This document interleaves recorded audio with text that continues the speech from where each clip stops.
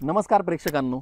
आज म्हणजे बऱ्याच दिवसानंतर, दिवस म्हणण्यापेक्षा बऱ्याच महिन्यानंतर, वर्षानंतर आज तुम्हाला तुमच्या भेटीला आम्ही आलोय. त्याच्यामागे कारणही तेवढं खास आहे.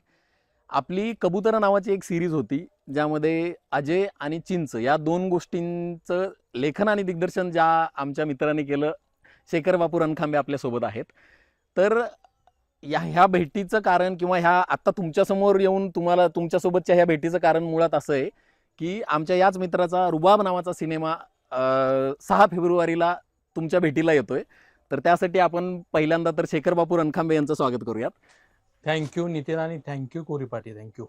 आणि सोबत सोबत आपल्याला जो रांगडा दिसतोय, दिसायला अगदी आपल्यातला वाटणारा असा, सिनेमात ट्रेलरमध्ये ज्या पद्धतीनं तो वावरलाय, ज्या पद्धतीनं त्याच्या वावरण्यातून जो रुबाब दिसलाय, तो संभाजी ससाने आपल्यासोबत आहे. या सिनेमात तो हिरोचं पात्र करतोय. आपण शेखर सरांकडे येऊयात. पहिला प्रश्न आपण शेखर सरांना देऊयात. रेखा या आपल्या लघुपटाला राष्ट्रीय पुरस्कार, ते आज या प्रेक्षकांसाठी किंवा आमच्यासाठी रुबाब हा सिनेमा मोठ्या पडद्यावर घेऊन येत आहे. तर हा प्रवास कसा होता? प्रवास खूप इंटरेस्टिंग आहे. 2006 पासून चालू झालेला एकांकिका, नाटक आणि शॉर्ट फिल्म्स असा सगळा प्रवास आहे. आणि खूप भारी वाटतंय खरं तर. कोरी पाटील आपण कबूतर केली होती आणि ती पण लव्ह स्टोरीज केली होती. म्हणजे त्या दोन मी ज्या केल्या होत्या, चिंच आणि विजय, दोन्ही लव्ह स्टोरी होत्या आणि प्रचंड लोकांना आवडल्या होत्या.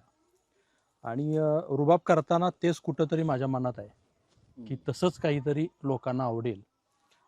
आणि तसंच काहीतरी खूप इंटरेस्टिंग असं काहीतरी केलंय आणि हा प्रवास पण तेवढाच इंटरेस्टिंग झालाय. आणि हे म्हणजे शेखर बापू रणखांबेची गोष्ट सांगण्याची पद्धत खूप वेगळी आहे, जी तुम्ही आतापर्यंत विजय आणि चिंचमध्ये आपल्या कोरीपाटीवर पाहिली आहे. त्या व्यतिरिक्त त्यांच्या बऱ्याच शॉर्ट फिल्म्स आहेत, ज्या शॉर्ट फिल्म्स म्हणजे मनाला भावतात आणि त्यांची स्टोरी टेलिंगची जी पद्धत आहे ती खूप म्हणजे ऑब्व्हियसली मी त्या गोष्टीचा फॅन आहे. त्याच्यामुळं मी तुम्हा प्रेक्षकांना तर सांगेल की एक गोष्टीतलं वेगळेपण जे असतं, एक वेगळ्या व्हिजननं दाखवणं, हे शेखर बापू रणखांबे यांना खूप चांगलं जमतं. पुढचा प्रश्न आपण संभाजी ससाने यांना घेऊयात. आत्ता या वयात जे आपण म्हणतो पीक एज असतं आपलं या क्षेत्रात काम करत असताना, आणि हा तर तुमचा पहिला सिनेमा आहे जिथं तुम्ही ॲज अ लीड म्हणून, म्हणजे आजपर्यंत बऱ्याच गोष्टी झाल्यात, बऱ्याच गोष्टी तुम्ही केल्यात, पण हा अतिशय रांगडा आणि हे पात्र निवडताना किंवा या गोष्टीला हो बोलण्याकरता म्हणजे काय नेमकं कुठून तुमच्या ह्यात हे तुम्हाला जाणवलं की ही गोष्ट मी करावी किंवा या गोष्टीला मी हो बोलावं? नाही, हो बोलण्याच्या आधी यांनी पण हो बोलणं गरजेचं होतं. पहिले हे नाही बोललेले मला. हा, म्हणजे मला भेटायला बोलवलेलं आणि मग मला म्हणाले की थेट नाही म्हणाले ते. मला म्हणाले की अरे तू तो मुलगा नाहीये जो आम्ही विचार करतोय. तर माझं अशी सुरुवात झाली या प्रोसेसची की मी शेखरला भेटलो आणि संजयजींना भेटलो आणि त्यांच्या डोक्यात कोणतरी वेगळं होतं. आणि शेखरचं मला एक गोष्ट जी आवडली की त्याला क्लॅरिटी होती की त्याला मी दिसलो नाही त्या भूमिकेत सुरुवातीला. आता मी केली आणि त्यासाठी आपण बसलोय, थँक्स टू यू. पण मला एक गोष्ट त्याची त्यावेळी आवडली की तो स्पष्ट बोलला तोंडावर मला की नाहीये तू. आणि मग मी त्याला, दुःख होतंच की मला पण झालं, मी कशाला खोटं बोलू. तर मी त्याला बोललो, हार्टब्रेक झाला, दुःख कशाला म्हणू. तर तर मग मी त्याला म्हणालो की ठीक आहे, हा सिनेमा नाही तर पुढचा सिनेमा मला तुझ्याबरोबर करायची संधी दे. हा, आणि मग ती सुरुवात तशी झाली. 2-3 आठवड्यानंतर योग असा आला की साहेबा, म्हणजे मी साहेबा बोलतो त्याला प्रेमानं, आणि सरांचा आमच्या फोन आला आणि मला लॉक केलं आणि मग तो रुबाबचा रांगडा प्रवास सुरू झाला.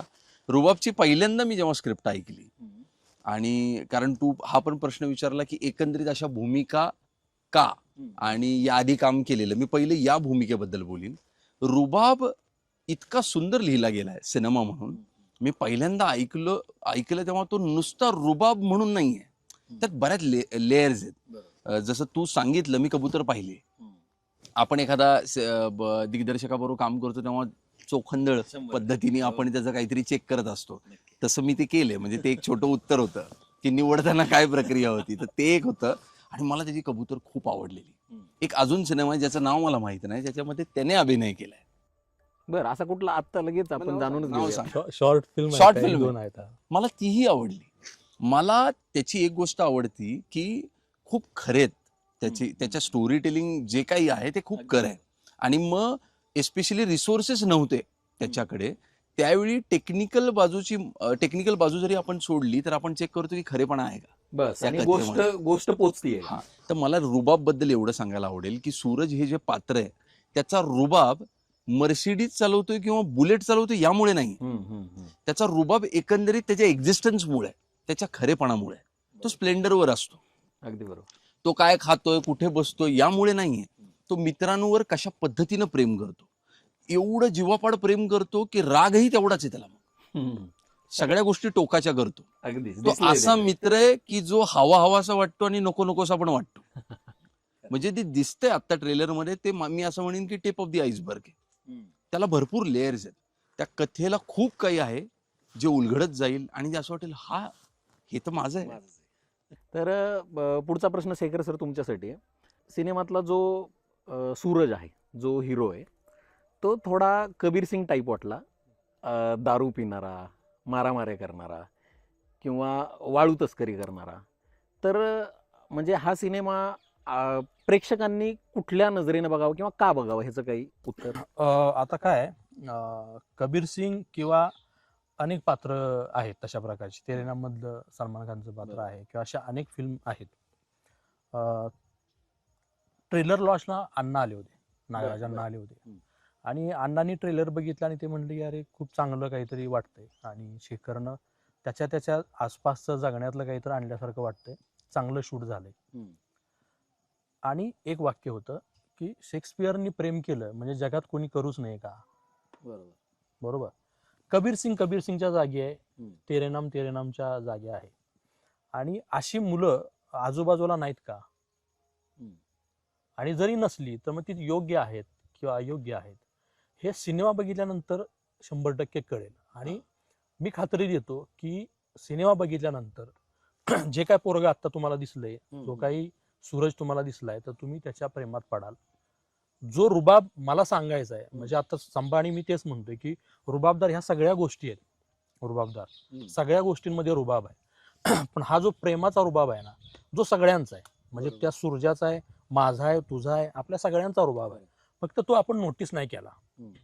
किंवा मी तर असं सांगेन की फॅमिलीची फिल्म आहे, संपूर्ण परिवाराने बघायची फिल्म आहे. फक्त आता ट्रेलर मध्ये जे काय दिसत असेल, ज्याच्यावरून जे काय बऱ्याच लोकांचा काय अंदाज असेल, तर जे काही तुमचं मत असेल ह्या फिल्मला घेऊन, त्या पात्राला घेऊन, तर तुम्ही थिएटरमध्ये या, बघा, आणि तुमचं जे काही मत असेल तर ते पूर्णपणे बदललेलं असेल. हा रुबाब तुम्हाला आवडेल, हा सुरजा तुम्हाला आवडेल, ती वैशाली जी आहे ती वैशाली तुम्हाला आवडेल, किंवा त्या सिनेमात दिसणारी सगळी माणसं तुम्हाला आवडतील. आणि त्याच्या पलीकडे जाऊन मी सुद्धा आवडेल लेखक दिग्दर्शक म्हणून, की हे असं लिहिलंय म्हणून. त्यामुळं ह्या सगळ्यांची उत्तरं ही सिनेमात आहेत आणि तो सिनेमा आपण बघितला पाहिजे. नक्कीच. प्रेक्षक मायबापांनो, हा तुमच्या माझ्यासारख्या सर्वसामान्यांचा हा रुबाब आहे, आणि या सर्वसामान्य पोरांचा रुबाब आहे. जो रुबाब ते गेली काही वर्ष ज्या रुबाबचं स्वप्न बघत होते, जो रुबाब तुमच्या समोर घेऊन येत आहेत, तर हा जर रुबाब आपल्या सर्वसामान्यांचा रुबाब आहे तर तो सर्वसामान्यांनीच पोहोचवला पाहिजे. म्हणून मी तुम्हा सर्व प्रेक्षकांना म्हणजे विनंती करतो की हा रुबाब येत्या फेब्रुवारीतील 6 तारखेला नक्की जाऊन थिएटरमध्ये बघा, आणि ज्या रुबाबात थिएटरमध्ये जाल तोच रुबाब एका वेगळ्या व्हिजनने बाहेर घेऊन याल, ही गॅरंटी. येस, माझी गॅरंटी आहे. आणि तुम्ही कबूतर बघितलंय, विजय चिंच ही मी लिहिलेल्या आणि दिग्दर्शित केलेल्या गोष्टी होत्या. त्याच्यासोबत नंतर मग नितीननं पुढच्या गोष्टी केल्या होत्या. नितीन माझा भाऊच आहे, नितीन पवार, आणि नितीन वाडेवाला पण माझा भाऊच आहे, लहान भाऊ आहे.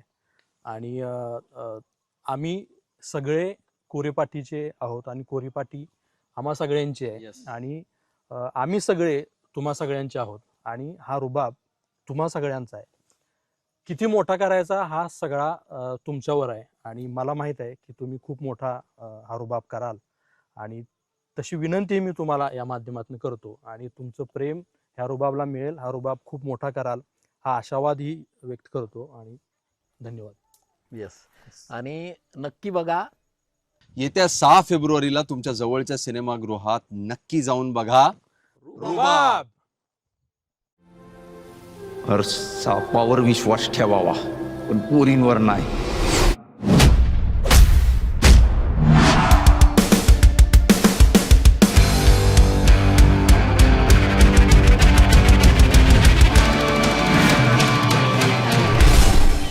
तुला एक सांगायचं होतं. तुला बघितल्यावर मला कसं तरीच होतंय. प्रेमात पडलेली पोरगी गाणं म्हणणार नाही असं होऊच शकत नाही. प्रेम असेल तर गाणं म्हणत असेल. गाणं म्हणत्यास म्हणजे प्रेम आहे. लगा तुमचा आधीचा सगळा स्क्रॅपचा माल होता. ही शोरूम आहे.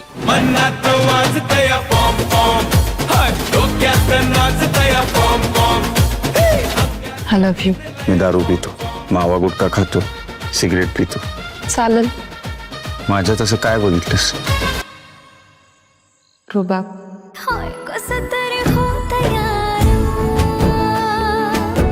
हे तुमचं वरवरचं प्रेम कामाचं नाही, फिजिकल महत्वाचं आहे.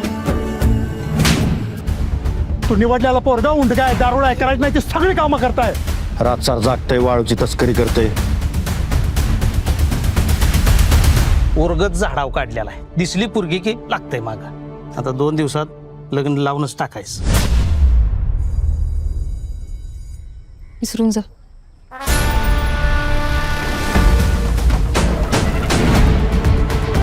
त्याला पहिला शेवट सांगतोय, त्याचं परत मागणं फिरला की नाही तो सोडणार नाही त्याला.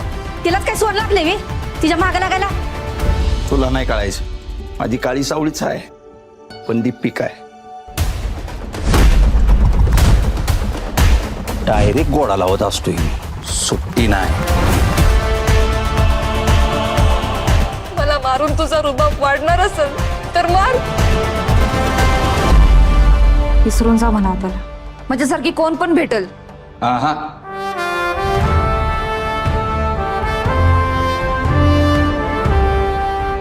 तुझ्यासारखी नको, तूच पाहिजे.